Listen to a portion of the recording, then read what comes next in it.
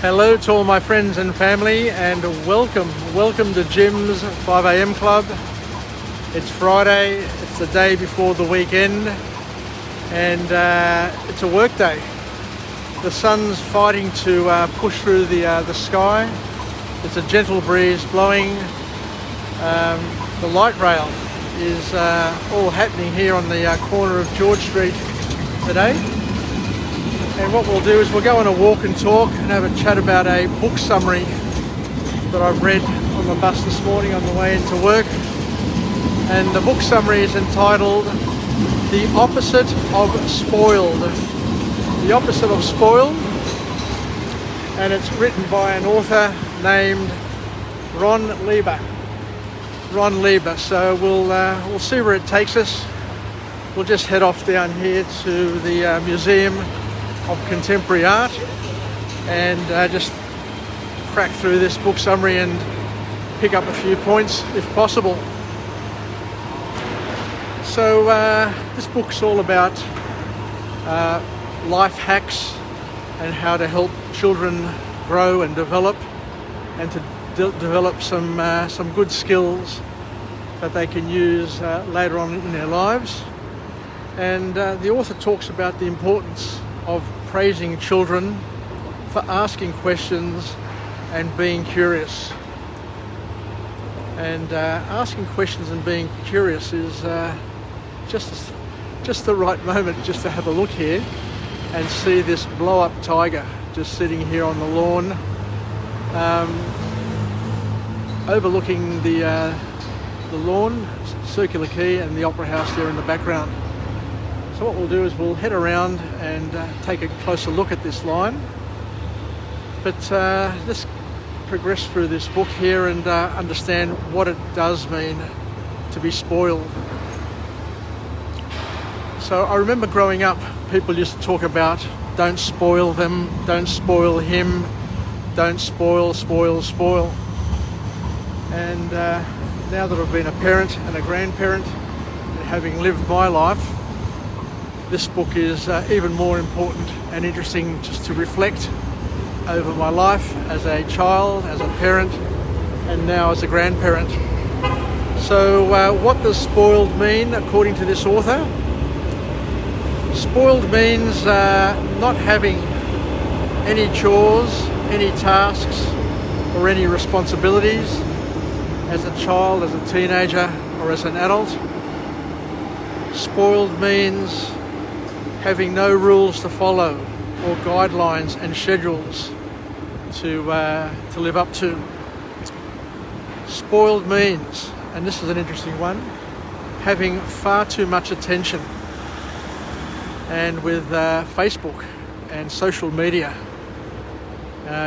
you do see an emergence of attention whores, attention junkies, and we're all part of it.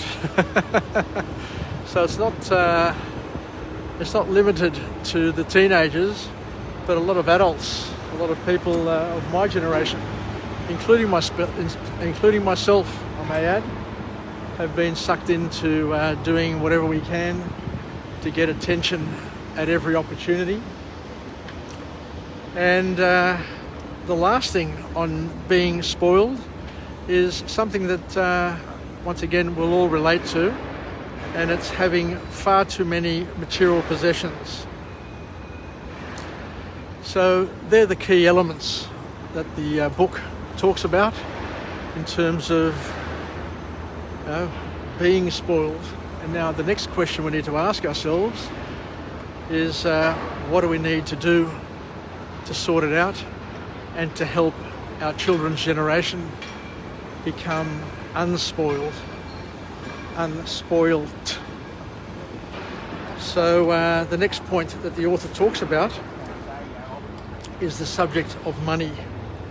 And the subject of money is absolutely key to young kids growing up, to adolescents, and regardless of what age you are, most people need further education on money. So the key point to come out of this book from this author is that never make money a taboo subject with children. always be willing to talk about money and use it as an opportunity for them to grow, develop, and understand.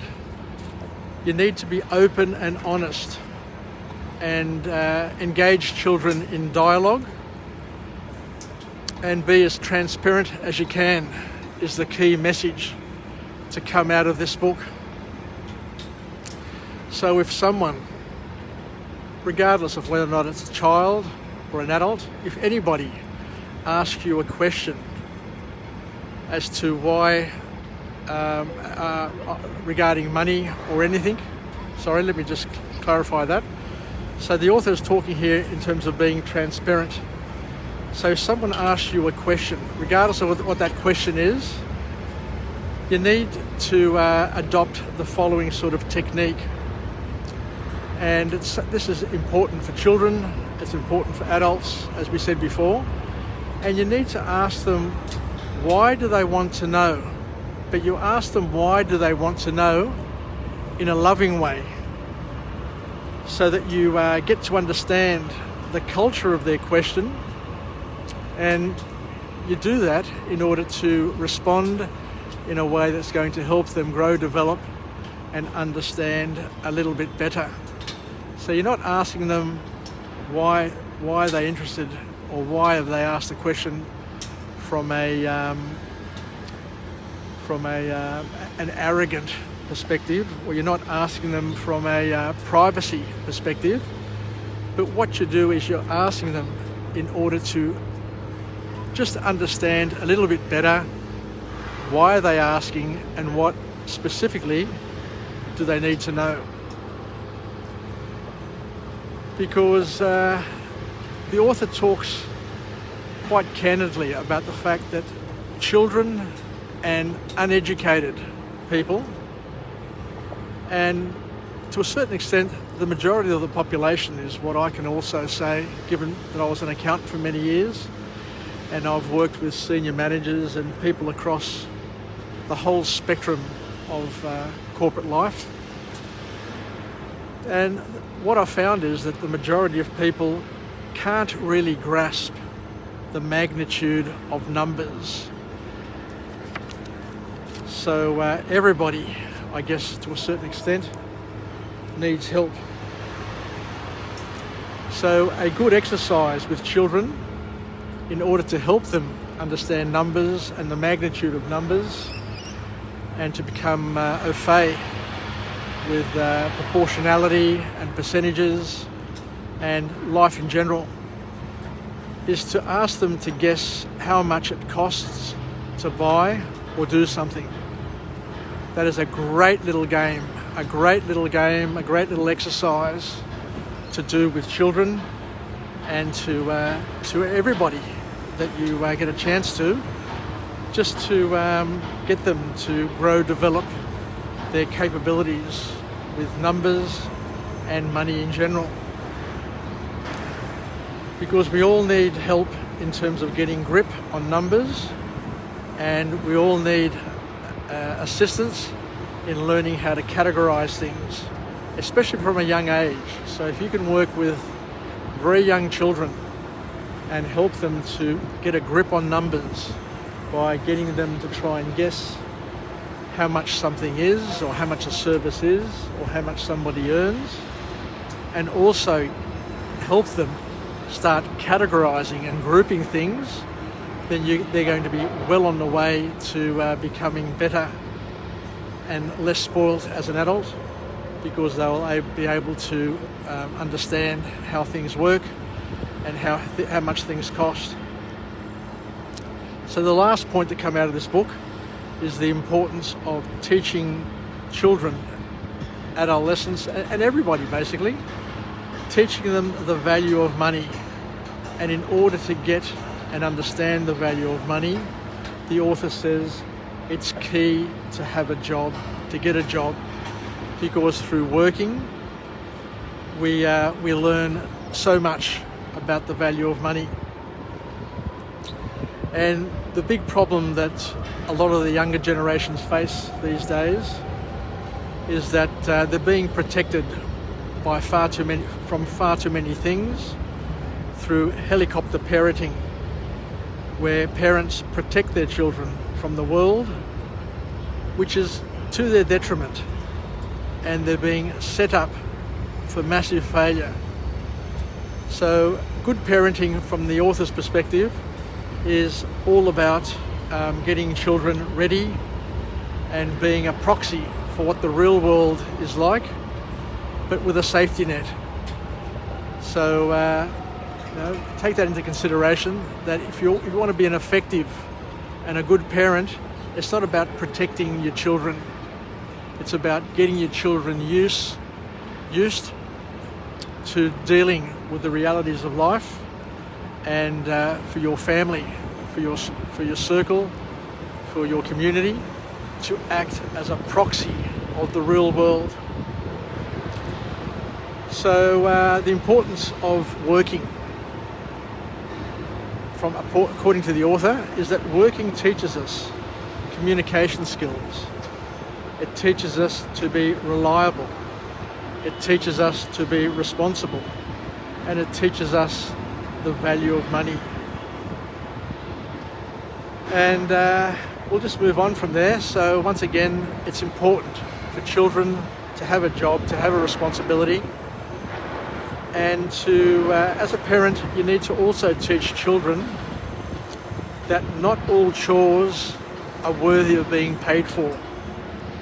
You don't just pay your kids to do chores, because there's another massive lesson there, that some jobs, some chores just need to get done and are not paid for.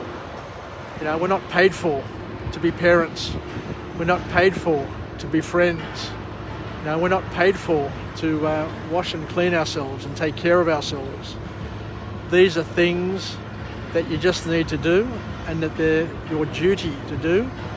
And thereby there's an important lesson for children to understand that not all jobs, not all chores are worthy of getting paid for by another party, and they should be something that you do because of your duty, because of your care factor, because it's the right thing to do. And we also need to learn that we just don't look for financial rewards in the wrong places. Otherwise, you're not going to be caring, you're not going to do community work, you're not going to be charitable, because if everything you do you expect to get paid for or to get something in return for, then you're going to be building children up to be looking in the wrong place for the wrong things. Anyway, I think that's about it for now for this wonderful book. So let's finish up with a positive affirmation. I'm alive, I am well, and I feel absolutely great. I'm really excited to be down here today and to see this blow-up lion, which is so spectacular, and I'm sure a lot of children will get really excited when they see it, just like the little kid down there. So to my friends and family, stay connected, stay relevant, stay reasonable, and most importantly, let's learn to teach our children some wonderful lessons in life, and not to be too quick to solve their problems, to spoil them, to give them chores, to give them tasks, to give them responsibilities, to give them rules, to give them guidelines, to give them schedules, and not to give them far too much attention which will spoil them and make them self-centered. And to also not give them far too many material possessions, and to allow them to be bored, allow them to be resourceful and to do things based on what they want to do, without just being there to fill them up with empty material possessions all the time. So let's be open and honest with children, and ask children the simple questions all the time, such as, how much do you think this costs? How long do you think it takes to build that building? And all of these questions to help kids get a grip on numbers, learn how to categorise things, and learn proportionality. And most importantly, encourage children to do chores, to get a job, because through those skills or through those activities, they'll learn communication skills, reliability, responsibility, and the value of money. Thank you once again for joining me on Jim's 5am Club, and I look forward to coming to you again from a different location with a different message, a message of empowerment to help us get through the morning, get through the day, and to help us live, learn, and pass it on, and help build the next generation to come through. Yassas, take care. Vilakya from Jim's 5am Club, and until next time, stay tuned and we'll be back soon. Ciao.